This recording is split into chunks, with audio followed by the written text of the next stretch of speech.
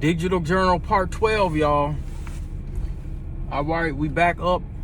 It's early, and it's time to go. Usually, I get up a little earlier than this. You know, I stayed up a little. Well, I didn't stay up. I think I slept a little bit too much. But you should be able to see me a little better than this. Let me see. Okay, all right. Well, y'all, it's dark out. It's dark out, so you're not going to be able to see me too well. It's dark right now in Minneapolis. It is almost 7 o'clock. I got up way too late. So you're going to get some light of me in a minute. But I'm hoping y'all enjoying the adventures of DP. This is the Digital Journal Part 12. We might do a 12 and a half today because it's so dark. You know, when I get to Minneapolis or whatnot. So, but yeah, so the next Storytimes is going to be coming up is the sundown towns of Minnesota. Rest in peace to Mr. Lowen that did the Sundown Town book. We're gonna do a story time on the sundown towns in Minneapolis or in Minnesota, or the ones that have identified or have had that history, because they still have the remnants of it. Of course, if they were ever one, they still gonna have some of the remnants and some of the behaviors of them too. Well, DP, why are you doing one on Minnesota? Why not? I'm doing one because we were looking at houses kind of outside the city, and I didn't want too long of a drive, but some of these places, you know, there are some places maybe an hour drive that I would consider, but then, you know, I start kind of looking at the demographics and their history, and I said, well, damn, I don't know about this here. So I decided, and it's a damn shame that we got to do this. You see what I'm saying? It's a shame that we have to, you know, kind of look at some of these towns and say, hey, you know, at one point I seen some spot out there in Buffalo, and I'm like, and they had a black dude that moved out there. I'm not sure if he had a white woman or not, but he's saying, I wish I would have never moved out there. And this was around the time when the Floyd lynch had happened. It was kind of around that time or after that time. He had moved out there, and they had this conversation about what was going on. But basically, he didn't feel comfortable. He wasn't really saying what it really was. He was saying he just shouldn't have moved out there. But I think he did have some issues with some brochures being handed out in the Klan out there, something like that, or I don't know. It was something that was uncomfortable. So, but he was saying he wished he would have never moved way out there. And I thought about that article and I forgot about it. And I said, well, yeah, it just kind of reminded me. So, damn, I think it's my allergies or I'm catching a little cold or something. But yeah, man, I was cooking it up for y'all. The Fearless Fun one, I had to really go in on that because folks keep on saying, well, if we get anything specifically for the freedmen or tangibles or whatever the case may be, it's got to be all black folks and it's got to be African and it's got to be, you can't even say the damn word black. You can't get nothing. You can't get no grants if you say the word black. But now if I put a dress on and hike my skirt up, if I do that and I'm a black man in Minnesota, oh, I'm going to get some grants. Believe that. I'm telling y'all, you going to get some grants. If you a buck broken Negro in Minnesota, or if you identify with the team, I'll use the term the team. If you identify with the team, yeah, you gonna get some support. For sure. You gonna get some support, I'm telling you. There's grants and there's all kind of stuff. When you get in that world, yeah, they gonna hook you up. So there's special benefits for being buck broken and tap dancing and cooning and all of that. You gonna get some benefits like that. But now, if you just like me, and you're like, okay, if you're thinking of kind of a black first agenda, and you really not trying to do a whole lot about it cooning, and you're like, okay, I'm not putting on no skirt, I'm not doing none of that, I'm not trying to make that friendly and all that kind of stuff. No, they not gonna help you up here like that. You on your own. Especially if you ain't no black immigrant. They not giving you special set-asides and classes and grants and all this kind of stuff. Like Feeding Our Futures, it just happened. You not gonna get that. There might be one black American woman that was involved in that whole RICO up here. I need to do something about that too. I think I'm gonna do a story time about that, because that was $200 million. That didn't go to none of our community. That did not go to the black community. They was selling all kinds of meals and doing this, that, and the third. That didn't go to us at all. $200 million. That money mainly went to immigrants. I got the receipts. Y'all can type up Feeding Our Futures, RICO. Who was part of that RICO? You had a white woman, a white liberal, of course. She ran the whole thing. They getting ready to indict her. They indicted her right now. She on the stand right now, just lying, talking about she can't find emails and whatever the case may be. She's out of there. She probably gonna do. I think they should get this her for life. I think they sentence her like a black woman. How about that? Do that. They should give her life for that, because you took from a lot of people that could have had something. You know what I'm saying? And it was during the pandemic. So that should be some kind of extra medical fraud. That should be the RICO of all RICOs. But yeah, here in Minneapolis, if you ain't from the immigrant class, or if you don't play for the team, you're a black man, you ain't gonna hike your skirt up. No, they not really trying to give. They don't like masculine men here in Minneapolis, in Minnesota. They don't like it. They expect you to play the liberal game, and I'm not a conservative, but that's what they want you to play. Malcolm X told us better. What did Malcolm tell us? Malcolm was not lying. That was in the 60s. It's 2025. So, but yeah, I'm gonna do a sundown town story time. I'm gonna do a workplace story time about personal space. I might do that later. Might do it today on my phone. What time is it? It's almost time for my bus. So,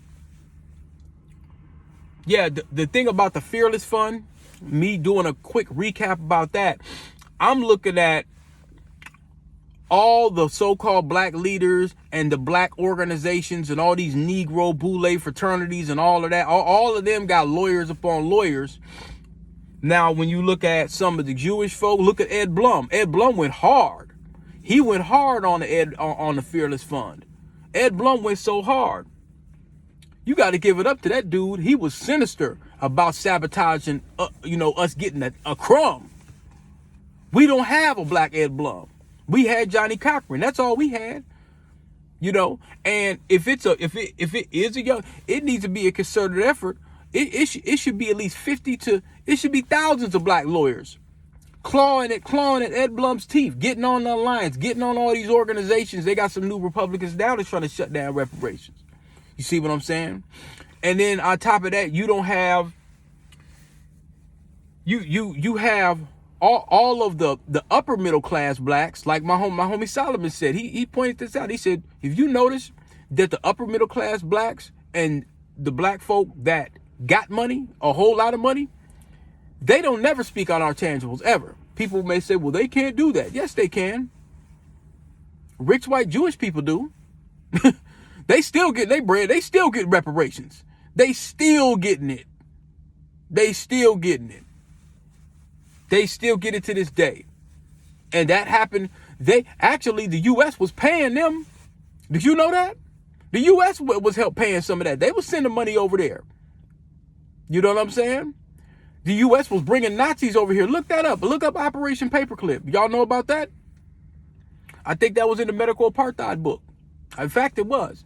Operation Paperclip. They were bringing Nazis over here, and they were sitting front row at the seats when they were supposed to be hung and tortured. They were supposed to be executed for what they did. They sitting over here in the front row where black folks are sitting in the crow seat during the Jim Crow times. And the U.S. still paid reparations. Germany was paying reparations for a while. Elon Musk was talking about, well, it's about time to stop. They done got paid. We've been paying these folks overseas forever. But for somebody that actually has a legitimate claim, such as ourselves, we can't get it. Hey, I need a $2 million IT certification, program specifically for the freedmen. Well, it's got to include everybody. DP, are you LGBT? We could give it to you if you LGBT. No. What about us specifically? My great-great-grandparents built this land. Can I get $1 million? Can I get Feeding Our Futures? Can I get $1 million for an IT certification plan for foundationals? And we'll chip off some of our immigrant brothers too. But primarily, can I get something on the forefront? When they get money and funds, especially here in Minnesota, and they talk about, well, let's give some money specifically to immigrants. They don't include me. They do not include me in them funds and them grants. They don't. That's a problem. So whenever we say that, people are like, well, that's old and let it go. You pull an Akon. Man, let that go. That's a long time ago. No. You don't say that to anybody else. There's no one else in this country that you say this to. And now what they're trying to do is get black folks to get out here in the streets for this ICE illegal thing. Let me tell y'all my position right now. The Dems and these political parties should have got behind us and gave us what the hell we wanted. So y'all going to suffer just like we've been doing the last 400 years. Sorry. I think they're doing an excellent job going down there, El Salvador. Donald ain't playing. He said, yeah, you ain't going back to Venezuela to regroup as MS-13. Nah, you going to El Salvador, sir. We'll skip over Venezuela. We'll just drop you off in El Salvador. Save the plant a couple gallons of gas. Yeah, no, we ain't getting involved. Everybody is going to have to hold their own, and they're going to have to do their own thing just like how we did. When we got off the plantation, we didn't have no damn help. The little Freedmen's Bureau, they decimated that and paid reparations back to the South. I meant every word I said, man, on that Fearless Fund thing. I said, look, this isn't necessarily an attack on them. I'm just looking at the optics like, okay, you got a whole program. They say, well, that's for women. But now they spread it out to people of color. But then when it came to the black women, they shut that specifically down. You can't use the word black. So by default, no black women, immigrant or foundational, can get the money. Both can't get no money, according to Ed Blum. Well, like she said something about doing it intentional, but here's the thing. Now that they can't get the money, and she's saying, well, this court didn't have issue with this, that, and the third. By default, you got too many black lawyers that know it should have been lineage based. And you would have never had that problem. Because they can't, because freedmen are federally designated. So when you look at that Fearless Fund, I'm just saying that's just a proxy for pretty much any black scholarships and grants and stuff like that. So the people that actually made it possible, my ancestors that made it possible for all these other folks to receive their benefits, we don't even get it. We supposed to be the main ones. Everybody else supposed to come behind. They supposed to be in a long line and they waiting in the cold and waiting in a cold ass soup line. They supposed to wait late. They supposed to get that later. We're supposed to get that first. What was the 1866 Civil Rights Act? I pointed that out too. I'm just doing a recap, y'all. All of these little laws, they've used these laws that were supposed to be the freedmen, then turn around and told the freedmen, you ain't getting nothing. Shut up. Shut up and dribble. So, I don't know if it's here yet.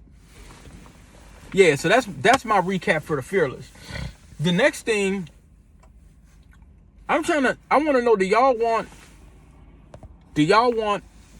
a Kubernetes workshop or something like that?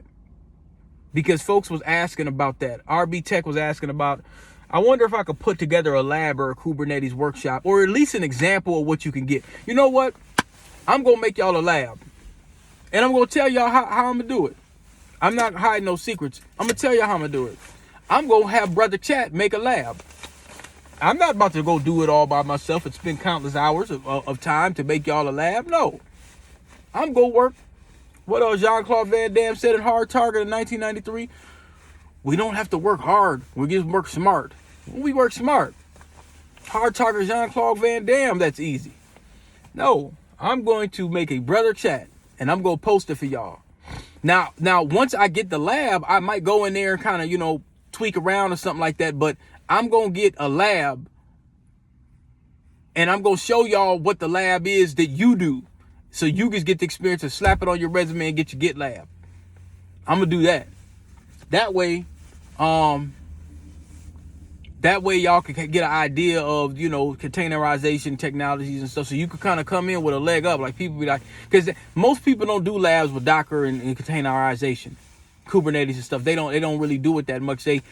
Most people start messing with the AWS and the Python and stuff like that. But if you kind of come in there already with the idea, because it's basically like it's Pan's Labyrinth, you know, it's a maze.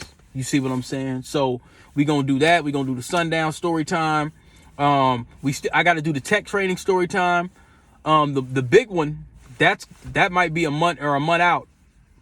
You know, depending on, because I got to get all the music together and all the stories and stuff. That's gonna look good. That might be a 2-hour program, but I might break it down part 1, 2. This Stack Doe one's gonna be this DP Stack Doe one and the IPR all mixed up, and that whole time that's gonna be, yeah. Because it's going to have a lot of different music that we were working on, and it's going to have a lot of different technology when it comes like the boards and all of that kind of stuff. So I got to figure that out, because I used to get on them boards, y'all. I was on them SSL boards. The same boards, Master Mix, the same boards they was using to mix Prince album. That's the boards that I used to be on. I used to be on them, and I probably should have used them a little bit more when I had, you know, I might have to do another IPR joint segment too, you know, about Jack Johnson, rest in peace to him, when he was one of the founders of IPR and stuff. Because I'm the alumni. Well, I didn't finish, but one of the founding student members. It was me. It was Sandman. It was a